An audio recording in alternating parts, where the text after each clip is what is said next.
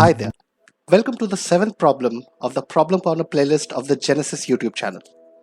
Today, we will see a question in which a block is kept on a platform and the platform itself is being pulled with constant velocity. This question involves almost all major ideas in the dynamics of translational motion of rigid bodies. So without further ado, let us see the question. The figure is shown. A small block A is placed on an L-shaped platform B as shown. A is connected to a string that passes over the pulley and the string is connected to the wall. The portion of the string between the pulley and the wall is horizontal and the height of that horizontal portion of the string from the top face of B is h. A horizontal rightward force F acts on B and pulls it with a constant horizontal speed v. Find the force F when the portion of the string between the pulley and the block A makes an angle theta with the horizontal. Mass of block A is given to us as small m. Coefficient of friction between A and B is mu. There is no friction at any other contact. Pulley is light. String is light and inextensible. It's also mentioned that at the instant, assume that A doesn't leave contact with B, and we have to assume that Earth is an inertial frame. I suggest that you pause the video and give it a try. The question looks a bit difficult and complex, and to a certain extent it is. But if you are clear in your basics, this should be smooth sailing. So we go ahead with the solution. Now, one of the first things that should strike us is that since there is friction between A and B, we need to check whether the equilibrium of the system is possible. Usually we would do a force analysis to establish this, but here there is an alternate way of establishing the same thing. Let us try to relate the velocities of A and B.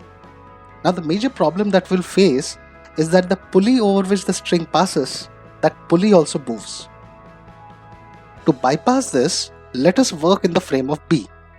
In this frame, the platform B is stationary and the wall now moves leftward with velocity v. In this frame, let the velocity of block A be u. That is, u is the velocity of block A with respect to B. To get a relation between u and v, we use the fact that the string is inextensible. And therefore, the components of the velocity of the ends of the string along the string should be the same. And if we equate these components, we get v is equal to u cos theta. Now, it's given in the question that theta lies between 0 and 90, not being equal to either 0 or 90. Therefore, we can be sure that cos theta is not 0. And therefore, we can assert that if v is not equal to 0, u is not equal to 0. Now, in the question, it's already given that the platform is moving with velocity v. This analysis tells us that as long as the platform moves, the velocity u, which is the velocity of A with respect to B, is non-zero, which means that the block A slips on B. This simplifies our analysis considerably because now we do not need to check with a force analysis for situations of equilibrium. We are sure that as long as the platform moves, the block will move relative to it. So having established this, let us now draw the free body diagram of A and B. As in this question only one body, the block A, which is accelerating, I am writing the acceleration as simply small a. The friction is kinetic as A slips on B. Then for body A, we see that the forces acting are a tilted tension, a normal, small mg and friction. The friction I am writing mu n as we have made sure that it is kinetic. So for the vertical equilibrium of A, we can write n plus t sin theta equal to mg, and for the horizontal direction we can write t cos theta minus mu n is equal to ma. Now from here you can write the equations for B also. That is a perfectly valid approach, but here I want to show you something which will reduce the number of steps again. For this we use a theorem that for a system of particles, the net external force acting on it is equal to the sum of ma vectors. This is a standard result that you must be knowing. Now we will apply this here. Let us take the system as A plus B plus P plus string. That is the block plus the platform plus the pulley plus the string.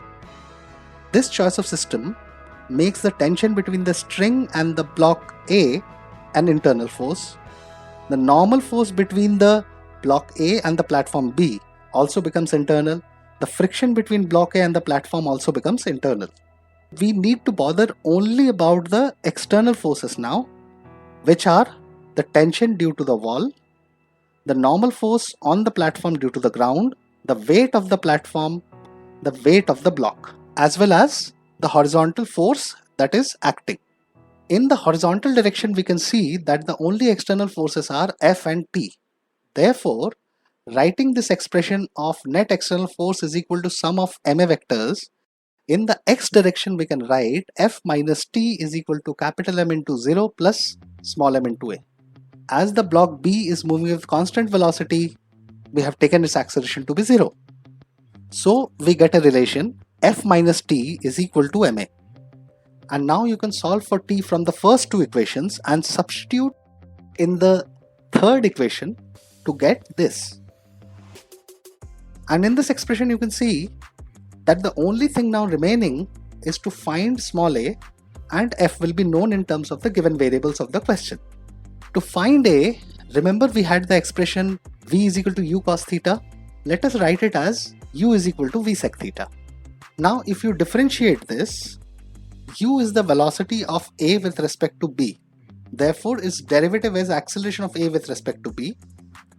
V is the velocity of the platform with respect to Earth, and therefore its derivative is acceleration of B, which is the platform. So if we differentiate it, can we write acceleration of A relative to B is equal to acceleration of B into sec theta? No, we can't. Why, you ask? For the simple reason that theta is varying. And when we differentiate it, we treated sec theta as constant. This is a very typical mistake made by students, and especially by those students who have been taught summation ti dot ai is equal to 0. Summation ti dot ai is equal to 0 is not a correct thing. I will talk about this at the end of the video more. But if you blindly apply summation ti dot ai is equal to 0, you will go wrong, especially in questions like this. Proceeding ahead, let us now correctly differentiate that expression U is equal to V sec theta. Derivative of U becomes acceleration of A with respect to B. Now V sec theta we differentiate using product rule of derivatives. In this we get one simplification from the fact that the platform is moving with constant velocity and acceleration of B therefore is 0. So the expression reduces to acceleration of A relative to B is V sec theta tan theta d theta by dt. So we hit another roadblock. Now we have to find d theta by dt. And in the question, we could have asked you to find the angular velocity of the string. That would have been d theta by dt. So to find this, we once again return to the frame of B and observe that in this triangle, x is equal to h cot theta. And differentiating this, we get dx by dt is equal to minus h cosec square theta d theta by dt. But from the diagram it is clear that in this frame, x decreases at the rate u, and therefore dx by dt is minus u. And substituting this in the previous expression, we will get d theta by dt is u sine square theta by h. And now put this d theta by dt expression in the acceleration of A with respect to B. And from there, you will get acceleration of A with respect to B is v sec theta tan theta into u sine square theta by h. Now in this expression, put u is equal to v sec theta so that we get everything in terms of v, h and theta. This expression now becomes acceleration of A with respect to B is equal to v square tan cube theta by h. However, what we have found is the acceleration of A relative to B. But we need the acceleration of A relative to Earth. Remember, all the force equations were written in the Earth frame. Now here a simple theorem comes to our rescue. We know that any two inertial observers observe the same acceleration of a particle of constant mass. So inertial observers will always agree on the acceleration of a particle of constant mass. And remember, in the question it was given that assume Earth to be inertial. We also know that any frame that moves with constant velocity relative to an inertial frame is itself inertial, and the platform B is moving with constant velocity. Therefore, the frame of B is an inertial frame, and the acceleration as observed in the frame of B and acceleration as observed in the frame of Earth, they will be the same. Therefore, acceleration of A with respect to B we can write as small a, and safely we can write A is equal to V square tan cube theta by h. Now remember that expression for capital F that we had? Substitute this value of small a into that expression to get F is equal to this value. This is the final answer. This problem involves many small ideas applied correctly to get the result. Now, what I mentioned in between the solution, that summation TIAI is equal to 0, is not a correct relation, and it can in general lead you to false conclusions. This is sometimes taught as a shortcut or a magic trick to students, and as the story with most magic trick goes, it's always an illusion. The correct principle is that of virtual work, and in certain conditions we can write summation TIVI is equal to 0. So if you are at all applying this, apply it in the correct form, summation TIVI is equal to 0. I will make a detailed video discussing the merits of using this correctly and the demerits of using it blindly. But those of you who are using summation TIAI is equal to 0 blindly, you should seriously consider reading up on virtual work and understand it clearly. Those who didn't use this, don't worry about this point now. I will explain virtual work in a later video, you can watch that. This problem is an example of a situation where your problem solving discipline must come into play.